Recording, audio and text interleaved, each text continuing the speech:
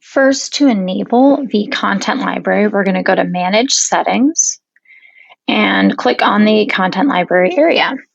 From here, I'll go ahead and toggle on to enable the content library and click Save.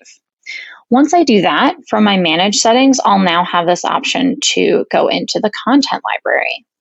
And from here, we have a lot of different features that we're going to walk through. One feature that's really important is the collections area. So our videos is your default. You can certainly remove this or change the name, but creating new content library collections is how you can, one, organize your videos or your documents, and then two, you can apply them to different passes or memberships. So you can set up different collections based on the types of videos you're going to be offering.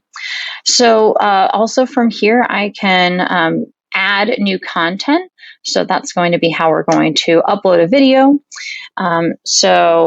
Here we can give a name to it. So if we have, maybe it's the specific class name or however you want to describe it. You can even include a description of the class or what you're going to be offering.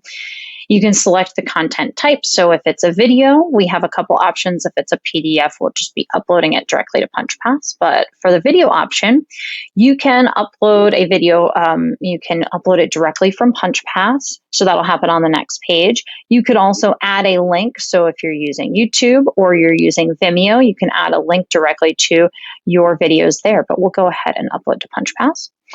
And then we can set the active and expiration date. So if you only want to allow the video to be viewable for a certain amount of time, you can do that, or you can leave it blank, and that will mean it will always be available. Then we can adjust how the access is set. So is this for everyone? Is this a public video? That's great for like an introduction video, or maybe you want to give people a demo of how your classes are, what your classes are like. It could be just for your customers who have logins, so only people who log into their account can see it, or you can set it up with pass level access, so only customers with specific pass can access the collection. And we can go ahead and select which area it's going to be. So we could make it we could put it in 2 collections, or we could just leave it in 1, or you could create a new collection as soon as you're uploading the video. We'll go ahead and click Save here. And then now that we've set up sort of the rules for the content, we're going to go ahead and upload a video. So if you have anything, any files that you want, for here we're going to be using an MP4. We do have a limit in terms of uploads to Punchpass. The limit is 3 gigabytes per video file. So if you need a larger file than that, that's where we'd recommend, perhaps your Vimeo account or your YouTube account, which would be which would allow you to support larger videos on your content library.